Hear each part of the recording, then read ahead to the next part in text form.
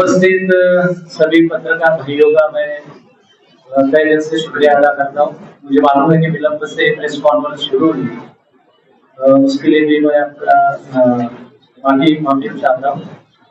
आप सब लोगों को मालूम है कि शेलार ग्राम पंचायत में जो भिवंडी की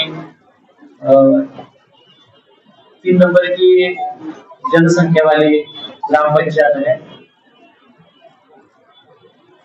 ये ग्राम पंचायत एससी कैटेगरी के लिए रिजर्व थी, जिसमें मैं बिनविरोध सरपंच के तौर पे चुन के आया। मेरे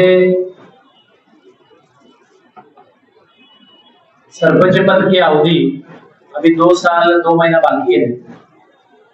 इस दौरान टोरंटो का जो मोर्चा निकला, जिसकी अगुवाई मैंने की थी, उसके बाद में जो वहां भाषण हुए, जिसमें मैंने यहाँ के स्थानिक आमदार और खासदार का और जो लोक प्रतिनिधि है उनका मैंने जिक्र किया था।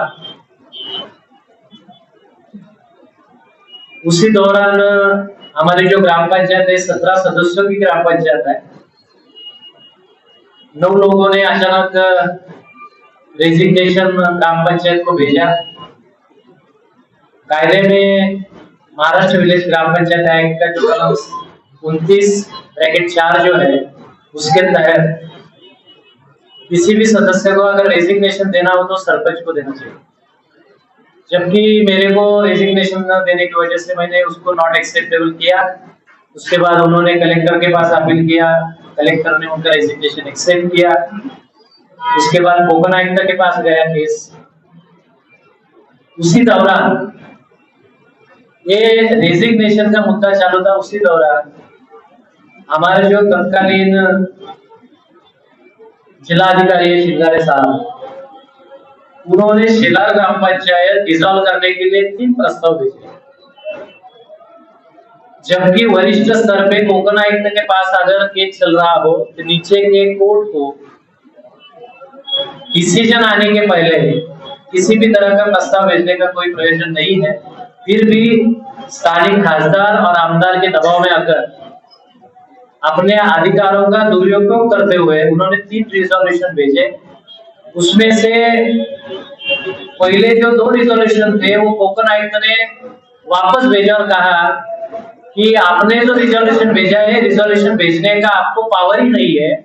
वो सीओ जो जिला परिषद का रहता है, मुख्य कार्यकारी अधिकारी, उसके ओर से प्रस्ताव आने चाहिए। तो इस बात को आप समझ सकते हैं कि शेलार ग्राम पंचायत डिसॉल्व करने के लिए किस पैमाने पर कुछ राजनीतिक नेतागण काम कर रहे थे। कलेक्टर के आदेश के ऊपर मैंने जब कोकन आयुक्त के पास अपील किया तो कोकन आयुक्त ने इतने घाई से इसका डिसीजन दिया कि 1/9 को हियरिंग हुआ, 1/9/2023 को। 2 तारीख को कोकन आयुक्त ने ग्राम पंचायत डिसॉल्व करने का आदेश दे दिया। 3 तारीख को गैजेट भी कर दिया। 3 दिन में ग्राम पंचायत डिसॉल्व कर दी गई। जबकि हमारा इसके बारे में क्या जवाब है, हमारा भी जवाब सुनना चाहिए। इसलिए हम लोगों ने अर्जी दिए, कोर्ट के साइटेशंस दिए, हाई कोर्ट के, सुप्रीम कोर्ट के, उसको भी इंटरटेन न करते हुए, हमारी बात सदस्यों की न समझते हुए ये डिसॉल्व का जो आदेश दिया वो बेकायदेशीर है ऐसा समझकर हमने मुंबई हाई कोर्ट में मैंने खुद पिटिशनर बन के 12/852/23 माननीय उच्च न्यायालय मुंबई में रिट फाइल की, जिस रिट में हमने सभी को पार्टी बनाया है। इलेक्शन कमीशन हो, कोकन आयुक्त हो, महाराष्ट्र स्टेट हो, कलेक्टर हो, चाहे सीओ हो, गट विकास अधिकारी हो, इन सबको पार्टी हमने बनाया है। और इनके खिलाफ में 9/1/2024 को कोर्ट ने स्टेटस को ऑर्डर पास किया है, जिसकी अगली सुनवाई 12 जनवरी की थी। इसमें क्लियर कट कहा है कोर्ट ने कि एक तो एडमिनिस्ट्रेशन एडमिनिस्ट्रेटर की अपॉइंटमेंट ना किए जाए। सेकंड, कोई भी अप्रोप्रिएट स्टेप ना लिया जाए और जैसा है वैसा रखा जाए। स्टेटस को का मतलब होता है जैसी स्थिति है वैसे रखे। और उसमें यह भी कहा कि सरपंच अपने जो कैपेसिटी है उसका ये स्टेटस को तक यूज नहीं कर सकता। इस तरह के आदेश हुए, इसलिए मैंने उस आदेश का सम्मान करते हुए किसी भी तरह के पत्रक पे इधर भी साइन नहीं किया। उसके बाद 9 तारीख को 9/1/24 को फिर से हेयरिंग लगा, लेकिन वहां कोर्ट ने कहा due to paucity of time stand over 19/9/2024 interim order if any to continue till then। मतलब टाइम न होने की वजह से कोर्ट ने इस मैटर को इंटरटेन नहीं किया और यहाँ से जो हमने जो 19 तारीख का जो इंटरिम ऑर्डर दिया है वो कंटिन्यू रहेगा टिल देन, जब तक मैटर नहीं लगता कोर्ट के सामने हेयरिंग को। तो एक क्लियर कट ऑर्डर है, लेकिन हम देखेंगे कि तहसीलदार ने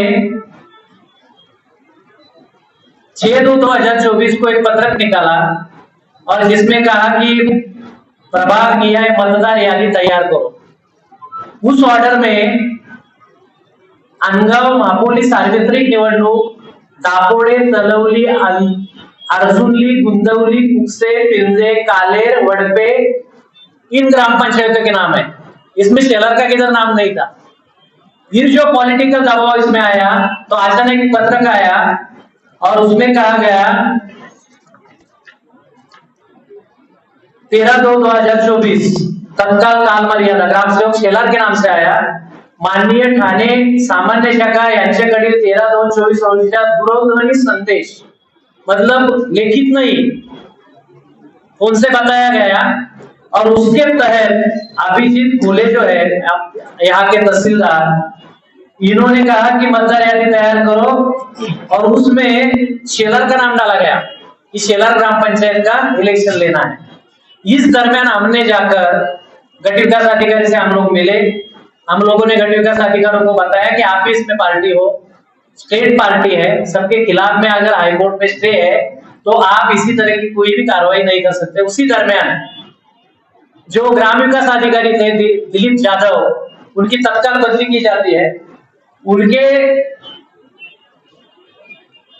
जो उनका जो पद है उस पर मधुकर जाधव करके जो ग्राम विकास अधिकारी उनकी नियुक्ति की जाती है। वो कहते हैं कि मैं नहीं जाऊंगा, ये मैटर करना मेरे को अलग ही लग रहा है। तो अभी नवनाथ कोहली करके उनके मर्जी का जो ग्राम सेवक है उसको लाया गया। मैं आपको इसलिए बुलाया हूँ कि अगर इस तरह के अधिकारी पॉलिटिकल आमदार और खासदार के दबाव में आकर अगर हाईकोर्ट का भी आदेश को नहीं मान रहे हैं तो ये हमारे सब जो सदस्य बैठे हैं, उप सरपंच बैठे हैं, जो सदस्य आप चुनकर आए हैं, जिन्होंने राजीनामा नहीं दिया है, उनके कॉन्स्टिट्यूशनल जो अधिकार है उनका उल्लंघन है। हमारा जो नियुक्ति है वो 5 साल के लिए है, अभी हमारे 2 साल बाकी है। हाईकोर्ट का स्टे है और हमको हाईकोर्ट पे पूरी तरह से भरोसा है और बहुत सारे निर्णय हाईकोर्ट ने दिए हैं कि केवल सदस्यों की संख्या कम होती है, इस कारण से कोई भी ग्राम पंचायत डिसॉल्व नहीं हो सकती। इसका अगर मैं आपको उदाहरण बता दूं तो दापोड़ा ग्राम पंचायत में पिछले 1 साल से निम्न सदस्य ने राजीनामा दिया था, लेकिन महाराष्ट्र ग्राम पंचायत विलेज एक्ट सेक्शन 44 में ये अमेंडमेंट किया गया कि चाहे कितने भी सदस्य राजीनामा दे, फिर भी ग्राम पंचायत की जो कालावधि है वो कालावधि एक सरपंच भी चला सकता है। इस तरह का प्रावधान है। इसका कारण ये है कि बार बार डिसॉल्व करने से ग्राम पंचायत एक तो पैसा खर्चा होता है, जो चुन के सदस्य 5 साल के आते हैं उनके कॉन्स्टिट्यूशनल राइट का वायलेशन होता है। तो इस तरह का वायलेशन ना हो और विकास काम जो है वो रुक जाते हैं। तो इसलिए किसी भी तरह का केवल सदस्यों ने राजीनामा दिया, इस मुद्दे पर ग्राम पंचायत बर्खास्त नहीं हो सकती। इसलिए दापोड़ा ग्राम पंचायत में गए 3 महीने में जो इलेक्शन हुआ उसमें वहां री इलेक्शन हुआ। तो मुझको आप सारे पत्रकार भाइयों के जरिए से अधिकारियों को और जो खासदार आमदार है जो अधिकारियों का गैर इस्तेमाल कर रहे हैं, उनके ऊपर दबाव ला रहे हैं, उनको कहना चाहता हूँ कि शेलार ग्राम पंचायत में ऐसी कौन सी बात है, कौन सी जादू है, जादू की छड़ी है कि शेलार ग्राम पंचायत को आप बर्खास्त करना चाहते हो। मेरा स्पष्ट आरोप ये है कि शेलार ग्राम पंचायत में एक दलित एजुकेटेड एडवोकेट सरपंच आने की वजह से शेलार ग्राम पंचायत में जो विकास काम हुए हैं, उस विकास काम से सभी जाति, धर्म, प्रांत और भाषा के लोग, हम सब सदस्यों से बहुत ही खुश है। आने वाले समय में ये ग्राम पंचायत जो प्रस्तावित खासदार और आमदार उनके हाथ में नहीं रहेगी। दूसरी बात, जो आमदार की लड़ना चाहते हैं उनको वहां से वोट कम मिलेगा।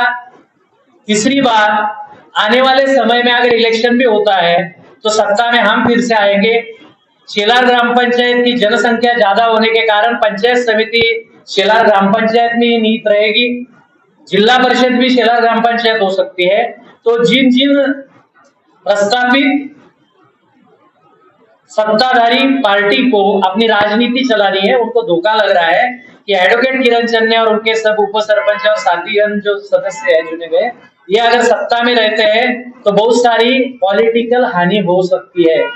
इसलिए उन्होंने, यहाँ के आमदार ने और यहाँ के खासदार ने, शेलार में दलित और आगरी समाज का संघर्ष हो, इसलिए बहुत सारे लोगों को प्रोक करने का काम, प्रोत्साहित करने का काम गए 1 साल से शुरू किया है।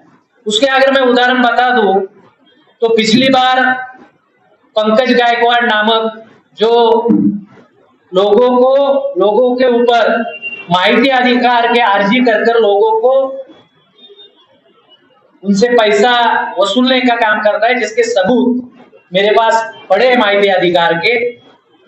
शेलार गांव में सरपंच होने के बाद लोगों को तकलीफ देना चालू कर रहा था, विशेष करके आगरी समाज के जो लोग जो बिल्डिंगें बना रहे हैं, जो अपना प्रॉपर्टी डेवलप करे, उनको तकलीफ दिया जा रहा था। तो उसको हम लोगों ने मीटिंग लेके समझाया कि इस तरह का एक्सटॉर्शन आप मत करो। उसमें वो चिढ़कर उसने एक तथाकथित घटना तैयार करके, घटना के 15 दिन बाद चंद पॉलिटिकल लोगों का सहारा लेके एक झूठा FIR 354 का मेरे बच्चों पे किया। जो बच्चे उस वारदात में बताए गए, उस दिन वो उधर मेरे घर के पास नहीं थे, उसके हमने एविडेंस दिए। उसके बाद उनको उस केस में डिस्चार्ज कर दिया गया। जो एजुकेशन ले रहे उनको भी फंसाने की एक बहुत बड़ी साजिश शुरू है। 2 तारीख को ग्राम पंचायत डिसॉल्व होती है और 2 तारीख को पटाखे बजाए जाते हैं, आमदार बाइट देता है, चंद नेता के बाइट्स देते हैं, क्या अनूप शनूप बोलते हैं। और फिर एक जो हमारा भाई है जो विकलांग है, उसको आगे किया जाता है। उसको 3 तारीख को मीटपाड़ा में सावित्रीबाई फुले की जयंती 3 जनवरी को हम मना रहे हैं, बच्चों के, महिलाओं के कार्यक्रम शुरू है और उसमें जिजाऊ संगठन भी हमको सहयोग करती है। तो उस बैनर पे मेरा जिजाऊ संगठन के जो सामरे साहब है, मानवीयता है, उनका फोटो है, मेरा फोटो है। कार्यक्रम की रूपरेखा है और उसपे बहुत बड़ा फोटो सावित्रीबाई फुले का है। उस फोटो को चेतन यादव, एक अपंग व्यक्ति को, उसके साथ एक दूसरा सागर चल के नाम के लड़के को भेजा जाता है बाइक पे और वो फोटो को फाड़ देता है। फिर भी हम लोग कार्यक्रम करते हैं और बाद में FIR देने जाते हैं, तो उसके पहले वो झूठा FIR करने के लिए बैठ जाता है, जिसमें खुद आमदार 500 लोगों के साथ आता है। और वहां जो कार्यकर्ता हाजिरी नहीं थे 5 लोग, जिसमें मेरा एक पर्सनल बॉडीगार्ड शंकर है, जो हैदराबाद में, उसको बच्ची हुई तो हैदराबाद में रहता था। एक इंजीनियर रोशन गायकवाड़ जो हॉल बना रहे छत्रपति शिवाजी महाराज मंगल भवन, जिसकी बहुत एलर्जी सब पॉलिटिकल लीडरों को भी है और चंद लोगों को है, उसके ऊपर भी केस किया गया। वो मेरे ऑफिस में बैठा था। और 2 लोग हैं जो यहाँ नहीं थे, मेरे बच्चे मेरे ससुराल में थे। ये सारे CCTV फुटेज मैंने पुलिस को दिए 5 लोगों के। फिर भी उसमें रॉबरी की झूठी केस की गई। आमदार के कहने पे, चंद पॉलिटिकल लीडर के फोन आने की वजह से उसमें कार्यकर्ता को झूठा अटक किया गया, उनको जेल में रखा गया। अभी सब जामीन पे है। कल मैंने देखा कि 7 लोगों को और नोटिस दिया गया और 7 लोगों को अंदर डालना चाहते हैं। तो मुझे लगता है कि ये सारी जो साजिश है, एक तो जातीय दंगा भड़काने की बहुत बड़ी साजिश शुरू है, दूसरी शेलार ग्राम पंचायत को किसी भी तरह से डिसॉल्व करके वहां री इलेक्शन लगाने का, हाई कोर्ट के आदेश को भी न मानने का, इस तरह की जो तानाशाही भिवंडी में शुरू है उसके खिलाफ में मैं हमेशा लड़ते आया हूँ। बहुत सारे लोग बोलते हैं कि टोरेंट के आंदोलन का क्या हुआ, तो टोरेंट के आंदोलन की जो नोटिस है, लीगल नोटिस हर कंज्यूमर की, वो अभी तक मैंने 25,000 नोटिस भरी है। 1 लाख नोटिस भरने का काम शुरू है, इसलिए वो आंदोलन तो नहीं छोड़ा गया है। आप चाहे तो मेरे से नोटिस ले भी जा सकते हैं, मेरे ऑफिस में पड़े हैं। तो इन सारी जो जनता को तकलीफ देने वाली जो सारी घटनाएं हो रही है उसके खिलाफ में मैं खड़ा हो रहा हूँ, मेरे साथ मेरे कार्यकर्ता खड़े हो रहे हैं, लेकिन उनको भी झूठे केस में फंसाने का काम यहाँ का स्थानिक आमदार और खासदार कर रहा है। तो उसके हम निषेध करते हैं और इस तरह का तानाशाह रवैया, शासकीय यंत्रणाओं का गलत तरह से इस्तेमाल करना, सदस्यों पर दबाव लाना, ये जो सारी साजिश शुरू है, और अधिकारी अगर हाईकोर्ट के आदेश को भी नहीं मान रहे हैं तो हम किससे न्याय मांगे। मुझे तो लगता है कि पूरी तरह से हाई कोर्ट के आदेश का अवमान किया है, कंटेम्प्ट ऑफ कोर्ट है। तो उसके लिए भी हम कोर्ट में जाएंगे, हमको कोर्ट पे पूरा भरोसा है और कोर्ट हमको न्याय देगी। लेकिन मैं जनता से अपील करना चाहता हूँ कि इस तरह से नियुक्त हुए सदस्यों को हटाने के लिए इस तरह की साजिश करना, शासकीय और प्रशासकीय यंत्रणा का इस तरह से गलत इस्तेमाल करना, तो ये मुझे लगता है कि डेमोक्रेसी के लिए, संवैधानिक अधिकारों के लिए और भिवंडी के जनता के लिए खतरे की घंटा है। तो ये केवल शेलार ग्राम पंचायत का मुद्दा नहीं है। जहां जहां जो ग्राम पंचायत खासदार, आमदार और प्रस्तावित जो सत्ताधारी है उनके पास अगर नहीं जा रही है, उनके पास अगर सरेंडर नहीं हो रही है, तो उनको इस तरह से फंसाने का काम भिवंडी में शुरू है। मुझे केवल, मैं दलित वर्ग का हूँ, सरपंच हूँ, पढ़ा लिखा सरपंच हूँ, अच्छा काम रहा। आप देखोगे कि जो रास्ता हमेशा ट्रैफिक से भरा रहता था, नदी नाका पे पानी आता था, वहां के इलीगल कंस्ट्रक्शन तोड़कर खुद खड़ा रहकर मैंने और मेरे सारे सदस्यों ने उस रास्ते को बड़ा बनाया। आप देख रहे होंगे 2 करोड़ रुपए का छत्रपति शिवाजी महाराज मंगल भवन का अधूरा काम हुआ है। ये सारी चीजें होने की वजह से वो काम रुके। आए दिन कम से कम 100 या 150 लोगों को आधार कार्ड के लिए साइन करना पड़ता है सरपंच को, उनको साइन नहीं मिल रहा है। उनको रहवासी दाखिले के लिए आइडेंटिफाई करना पड़ता है, वो भी नहीं मिल रहा है।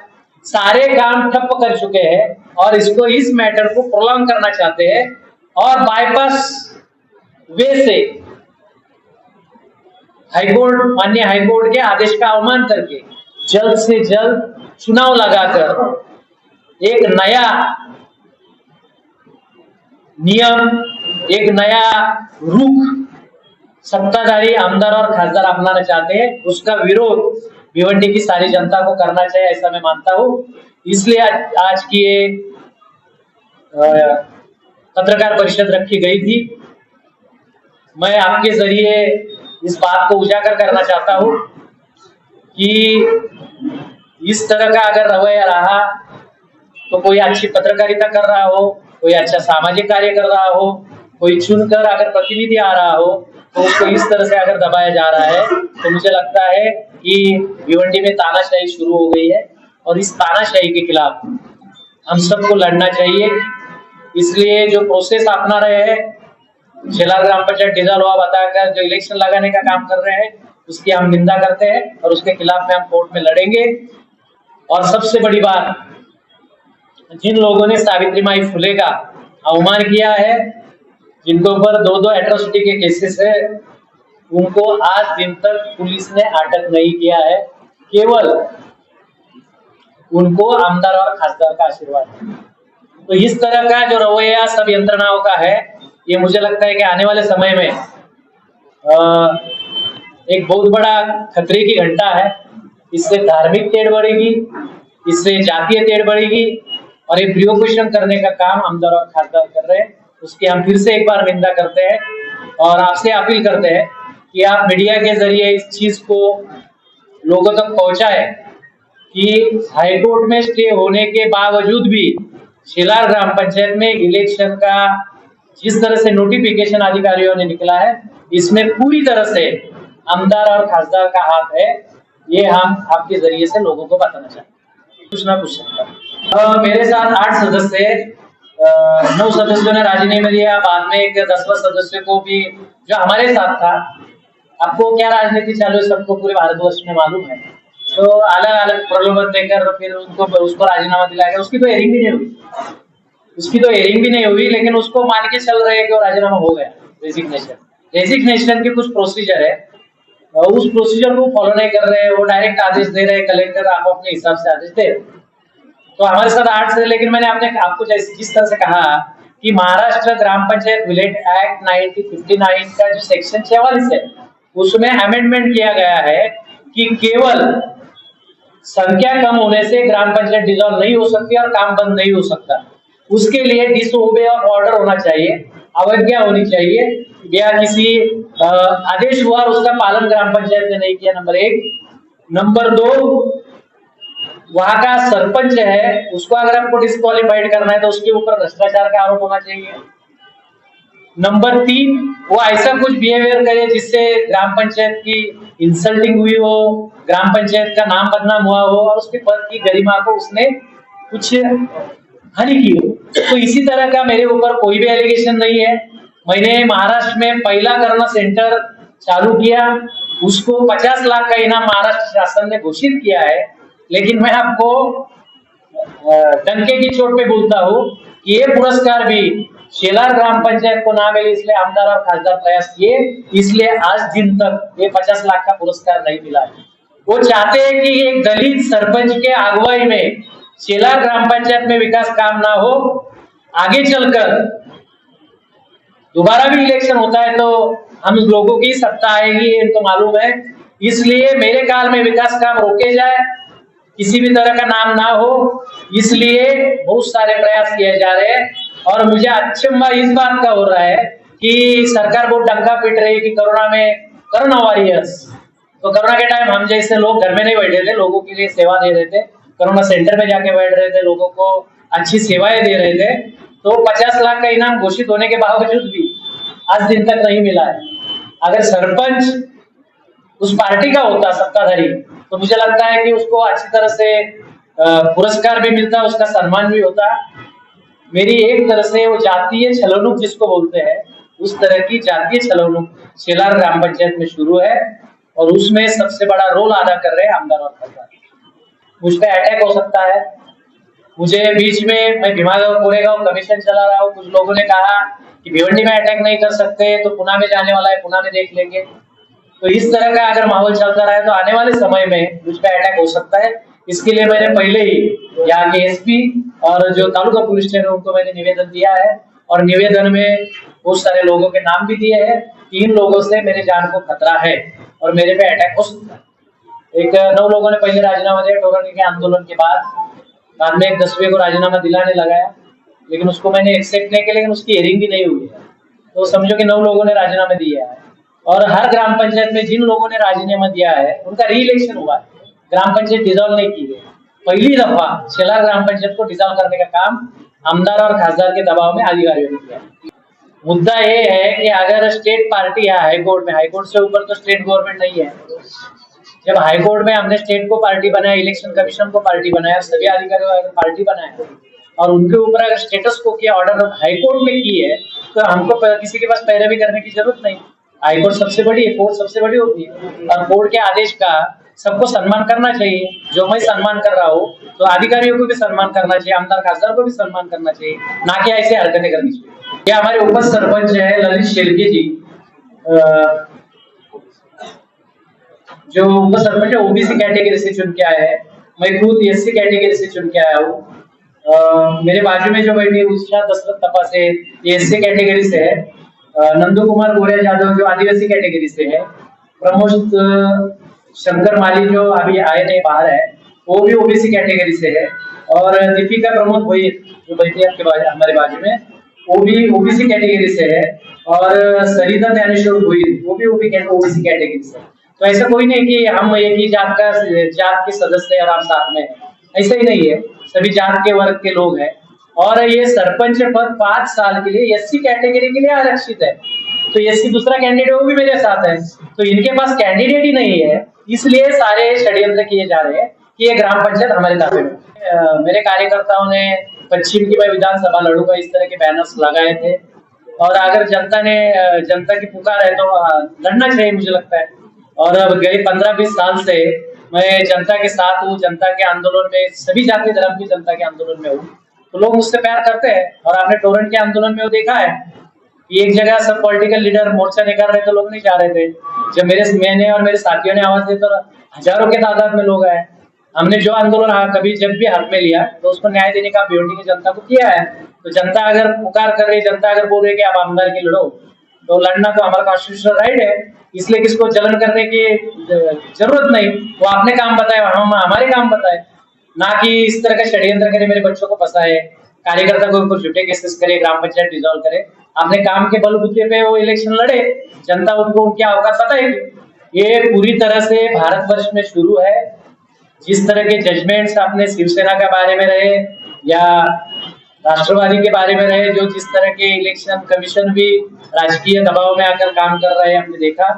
तो ये पूरा डेमोक्रेसी का गला घोटा जा रहा है, कॉन्स्टिट्यूशनल राइट्स का गला घोटा जा रहा है। और पूरी तरह से इस देश में तानाशाही लाने की जो साजिश हुई है उसके सारे प्रारंभ है। और ये प्रारंभ अभी स्थानिक स्वराज्य संस्था तक आ गए हैं। तो आप इस बात को समझ सकते हैं कि आप एक चौथा स्तंभ हो, तो आप ये बात को समझ सकते हैं कि हमने लोकसभा में, विधानसभा में चीजें देखी, लेकिन अभी हमको अगर ग्राम पंचायत में चीजें देखने को मिल रही है, तो आप समझ सकते हैं कि हिटलरशाही, तानाशाही और डेमोक्रेसी को खत्म करने की जो साजिश है वो गांव तक आ गई, ग्राम स्तर तक आ गई। कम समय में आपको मैंने व्हाट्सएप से मैसेज भेजा और आप लोग आए। आप लोगों ने हमेशा मेरा साथ दिया है और आगे भी अच्छाई का साथ दो, बुराई का साथ मत दो। लेकिन हम जो भी करेंगे भिवंडी की जनता के लिए अच्छा ही करेंगे। जिस पद पर भी रहेंगे उस पद पर सभी जाति, धर्म और प्रांत, भाषा के लोगों को न्याय दिलाने का काम करेंगे। कुछ लोग ऐसा कहते हैं कि किरण चंद ने नास्तिक है, किरण चंद ये वो अफवाह फैलाई जा रही है।